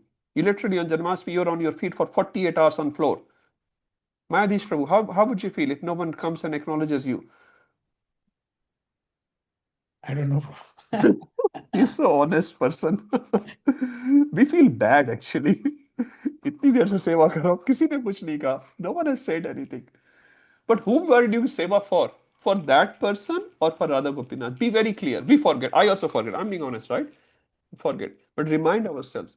I am here washing dishes for Gopinath. I'm cleaning floor. I'm cleaning bathroom. No one is here to see me. Gopinath is there. He is there. And if I perform this cleaning of bathroom or cleaning of the floor, seva, nicely, if Gopinath gets pleased, do you think the seva is successful or not successful? No one has seen me. No one has seen me. No one has acknowledged me. No one has said anything to me. No one has given me cake or claps or anything like that. Best Volunteer Award for 2025. I don't know. Keshav Joshi Prabhu. No one gives you that award. But no, we don't want that award actually. No? If they give us, thank you, nice. But is Gopinath pleased or no? Huh? So please remember, we are doing the seva, and that seva can be looking after your family nicely. Do your best for your family, but not to gain the appreciation of those people whom you are serving. Is Krishna pleased with this activity? If he is pleased, that activity is successful. Okay, let's move forward to the next point. Attachment to results creates lots of insecurity and anxiety. And if we don't get results, leads to frustration. Isn't it what happens before the exam anxiety? During the exam anxiety, after exam? Prabhu, copy kab milega? Giraj Prabhu never asked that question, I know. He's super detached. But generally, we have anxiety. Prabhu, result kab aayega? Kitne marks mila? Fail hua ki pass hua? And if, suppose, you have done very well. I remember I was in year 12. I did very well with my physics exam. And I got very poor marks, actually, extremely. I was very angry, actually. I did so well. There's not even one mistake. And I said, I can prove it. I was so confident in my physics. Anyway, so it led, because I had high expectation. Now, what happened behind the scene, I don't know. But this leads to frustration because we are in that material motions. Okay, Prabhuji, fourth one. Primary motive of action in karma yoga is purification. In bhakti yoga is to please Krishna. Thank you. So this is what we are looking for. If you are karma yogi means still connecting with Krishna. You're offering some fruits of your karma, of your activity to Krishna, which is very nice. You are a karma yogi. But in bhakti yogi, you do the action to please Krishna. So bhakti and karma, one difference you can say. Karma yoga is a post offering and bhakti yoga is a pre-offering. You understand post and pre? Post means you earn $100, you offer $10 to Radha Gopinath. For example, ideally you offer $100. Suppose, at least, the minimum I'm talking, you must give 10%, otherwise that dhan has pap. Minimum 10% you should give for Krishna consciousness. Prabhupada said 50%. Rupa Goswami also said 50%. Anyway, so, but bhakti is pre-meditation. I am going to earn $100 for Radha Gopinath, right? So not that you earned and then you thought about Gopinath. You earn so that I can buy vegetables for Gopinath. I can buy this thing for Gopinath. So pre-meditative activity and post-meditative activity. So which one is better? Pre or post? Pre. Are you sure? Both are better. Both are. Both are better. Arey Baba. Mayadish Prabhu, can you please explain? I don't understand that. No, we should always think of the Lord before doing the activity. So you know you're doing it for the Lord. You're that way you're purified. And after you do the activity, also you're not expecting anything in return because you know you've done it for the Lord. Yeah, but that's a pre-meditation actually. You have done it in that way. I'll give you an example. I think I've given it before. Suppose I love pizza. I make pizza for myself. You hate pizza. Suppose you come to my house. अभी मेरे घर पे आ गया कुछ खिलाना पड़ेगा. I give you pizza. Was it my love for you or just a formality? It's a post activity. I gave you some of my share because of some etiquettes. I didn't want to actually, right? I gave you. Okay, मेरा boss है, क्या करें, देना पड़ेगा. Right? But Mayadish Prabhu is coming to my house. He loves pizza. Let me go and buy all the ingredients for him and make the best of the pizza which I can make. Now you don't ask me to make pizza. I don't do anything. Which is better, Mayadish Prabhu? A premeditative activity or a post? You arrived. Whatever I had, I gave you. Pre. Huh? A mother loves their children. मेरे बच्चे को भिंडी पसंद है. She'll go to the market, look for भिंडी. Husband will say, $16 kilo, $16 a kilo. चलेगा. Only, half a kilo will take. So mother or father, whatever. Huh? So they're trying to please the child. When child comes home from school, I'll make bhindi and dal and chawal. My child loves it. Huh? So similarly, you think what my Gopalji, what my Gaur Nitai, what my Jagannath Baldev Subhadra likes, what Srimati Radharani likes. Today is Radharani's appearance day. Today is Radharani's month, Kartik Mas is what Radharani likes. Premeditation is going on. When you go into Dham, premeditation is going on. You're thinking, how I'm going to enter into the Dham? What mood should I have? What should I do in the Dham? What should I take away from the Dham? What should I not take away from the Dham? Premeditation is very, very sweet. Okay, last point. Last is Krishna judge us only by our efforts, while people judge by us by the results. Do you think it's people judging us by result? Sometimes painful? Yes or no? Yes. Sometimes? All the times. All the time. They judge you by the result. If you have done well in the exam, like, good marks, oh, wonderful child. And if you got poor marks for whatever reason, oh my God, you don't study. Sometimes we all get misjudged. I think Martin Luther says, when the day will come when I will not be judged by my external skin, but my inner intentions. Many times we forget to read the intention of the devotees, and we sometimes criticize them, misunderstand them. So we should be very, very careful for anyone, especially for the devotees. It says, when I eat a lot, I was very hungry, but when you eat a lot, oh, you glutton. When I sleep, Prabhu, I was so tired. When you sleep, Prabhu, you are lazy. So I become advocates for all my activity, and I become judge for everyone else's activity. That should not be the case. Who are we to judge other person? His situation only he knows. Krishna knows. I'm not the appointed guru or a corrective person for this. He's doing it for some reason. That's fine.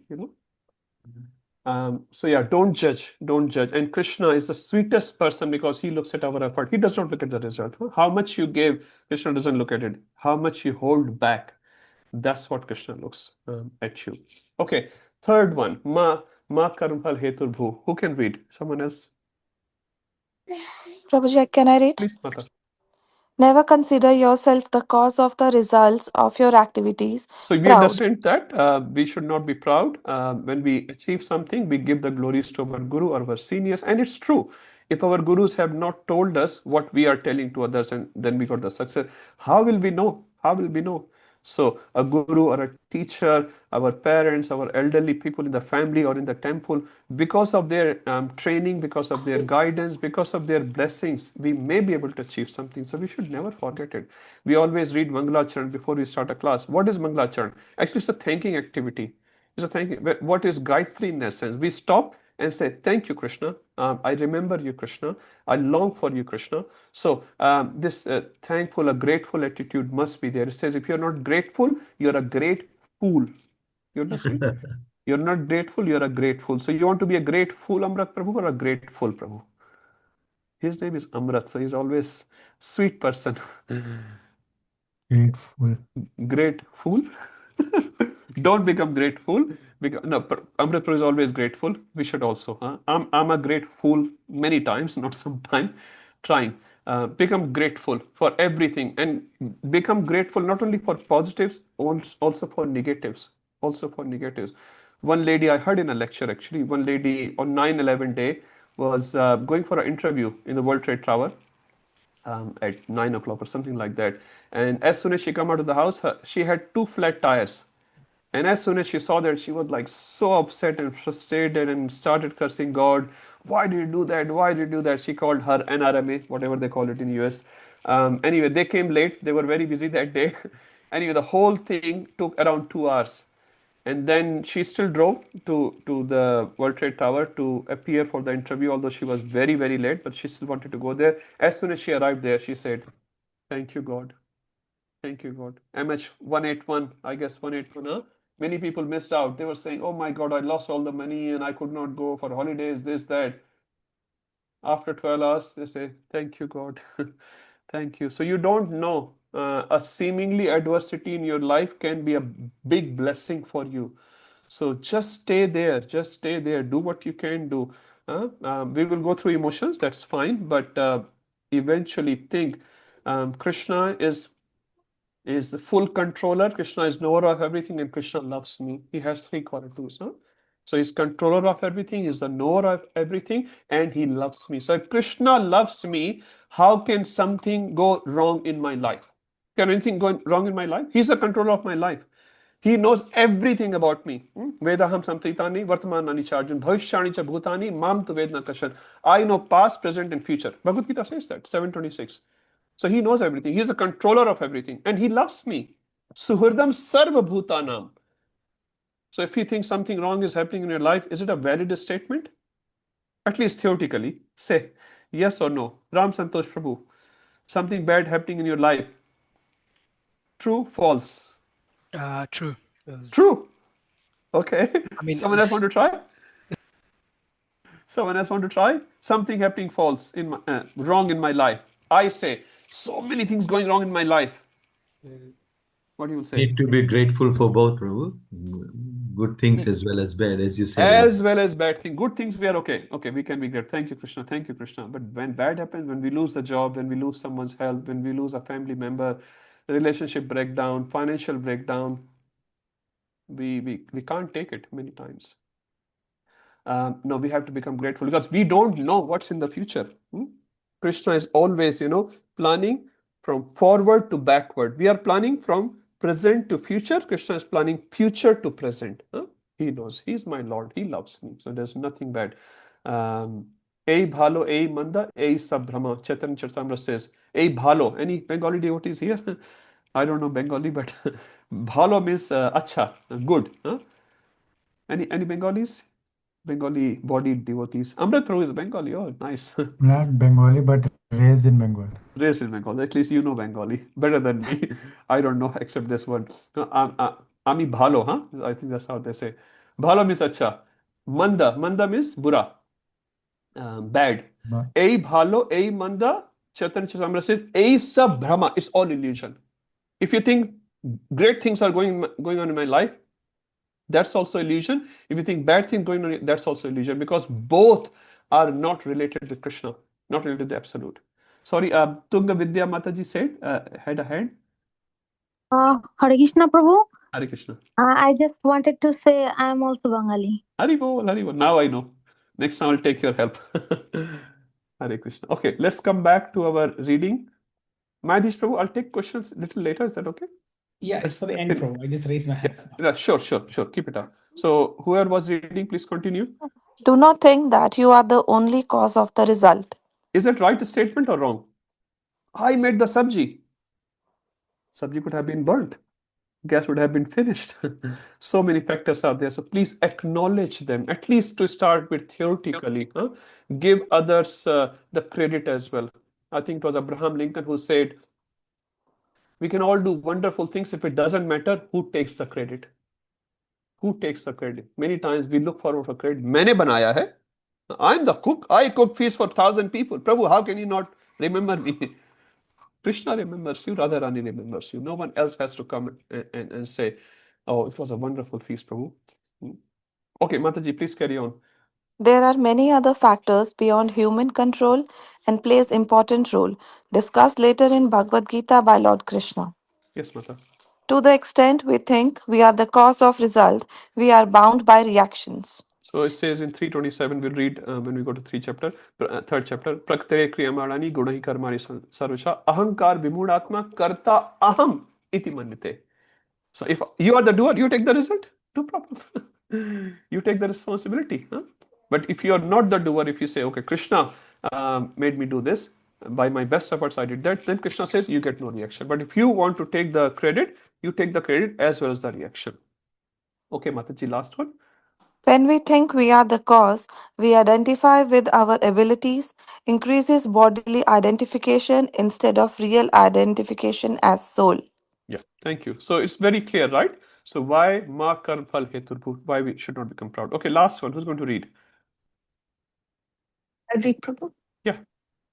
Never be attached to not doing your duty, lazy. Yeah, so we understand akarmani. We are not giving to akarmani. Krishna doesn't like it. Even Krishna says, even I do not sit back. When I come to, we'll read in third chapter, when I come, I constantly work. Krishna was also constantly working, although he doesn't have to. So we are never giving into laziness. Devotees actually are the most hardworking people. Most hardworking people. Prabhupada worked like 20, 22 hours a day. Goswamis only slept 2 hours a day. Sometimes they will even forget to eat, forget to sleep. Can we ask this question to me? Don't ask. Eating and sleeping, even one Nirjala Ekadashi a year is a big thing. Now Kartik is going on, some devotees are coming for Mangala Aarti. If you're not, try some days at least. Less sleep. And they're already becoming proud. Yeah, बहुत कम sleep हो रहा है. Kartik is going on. At least they're doing for Krishna. That's very nice. So only if you are on transcendental platform, you can do these activities. Prabhupada, for example, a contemporary live example in front of us.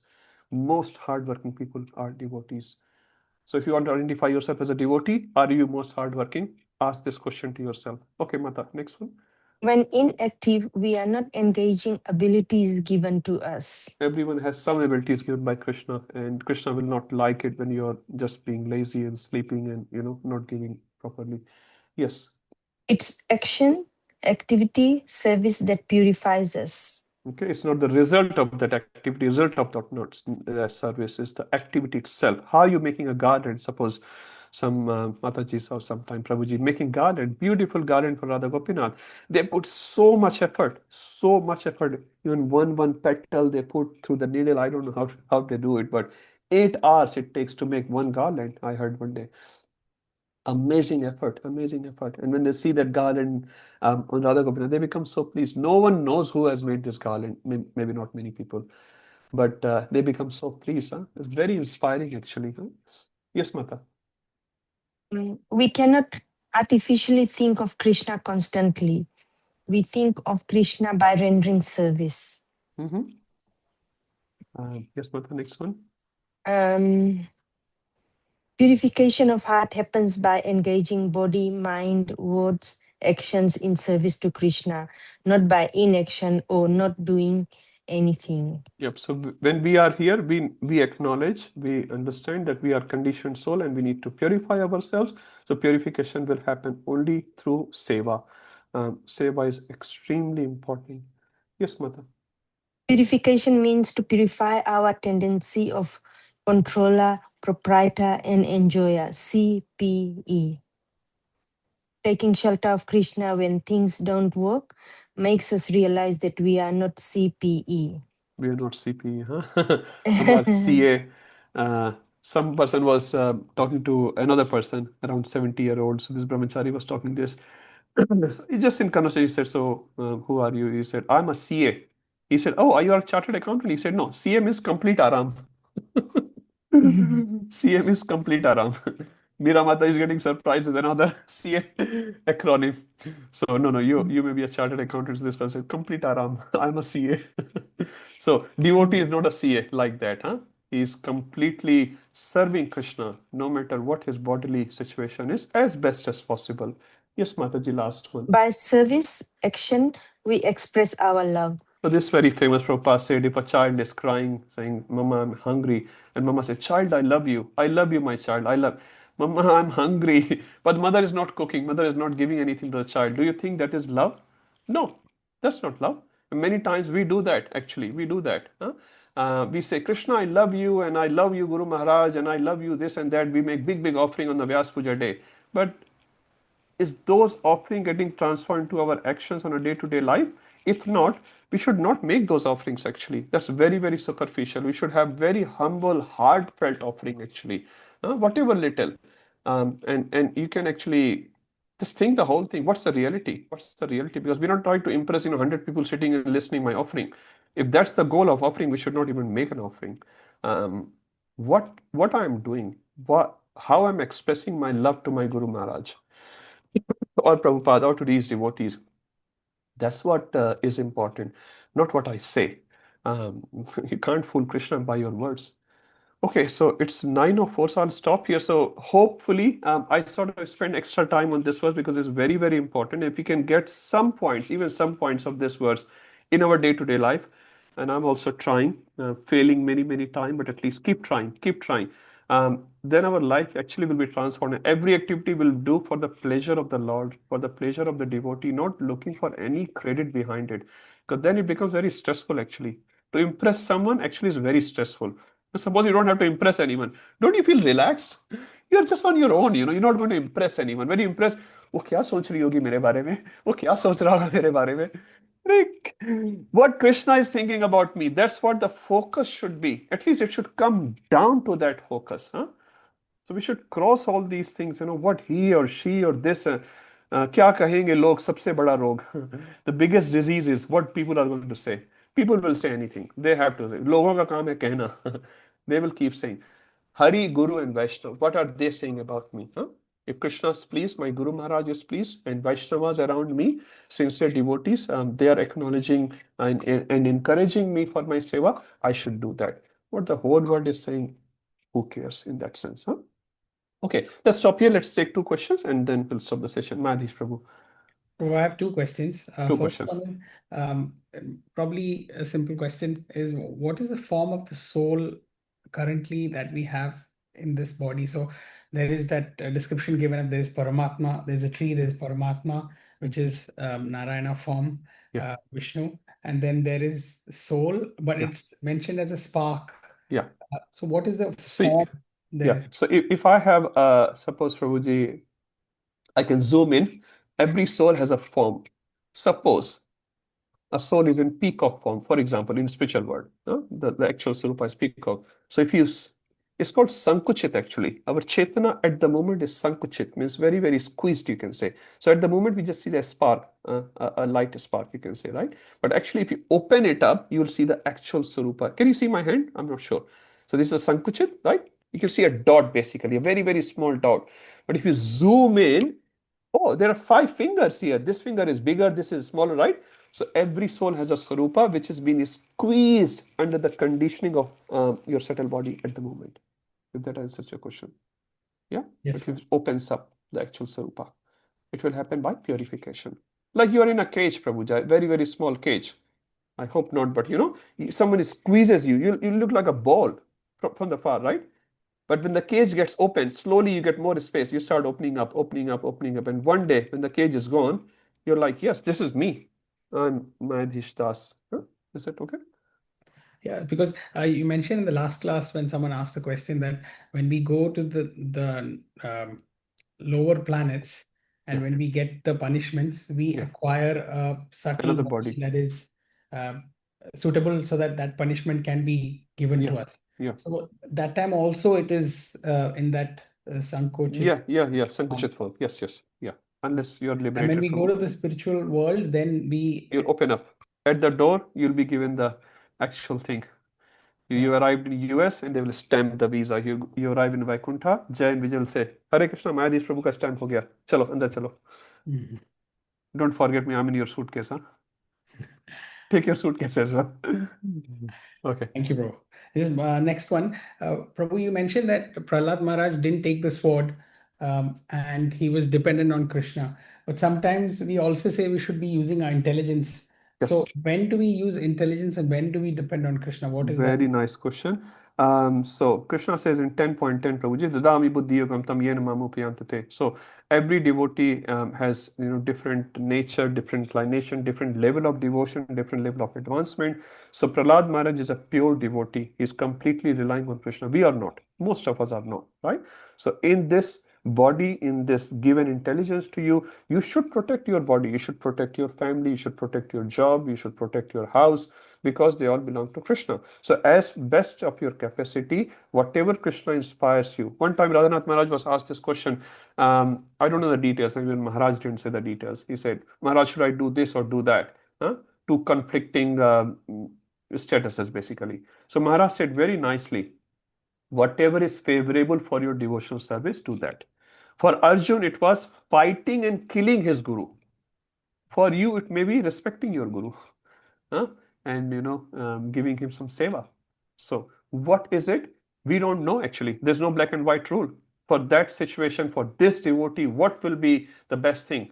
Only you will know and your Guru Maharaj will know. And that's why we cannot judge others why he or she is doing this way.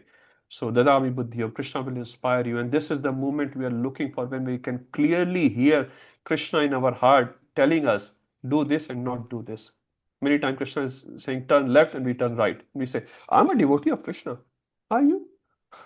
So, but it is A or B, left or right, we are not able to hear. Sometimes we don't want to hear. One time Prabhupada was giving a class and he's saying we should see Krishna. So one guest, I would say, not a devotee, one guest got up and said, Prabhupada, I can't see Krishna. I can't see Krishna. So Prabhupada stopped for a minute and he said, do you want to see Krishna? He did not speak. Prabhupada again asked, do you want to see Krishna? And he put his head down. He said, no, I don't want to see Krishna. And because you don't want to see Krishna, you will not see Krishna. If you want to see Krishna, you will see Krishna. So it will depend, Prabhuji.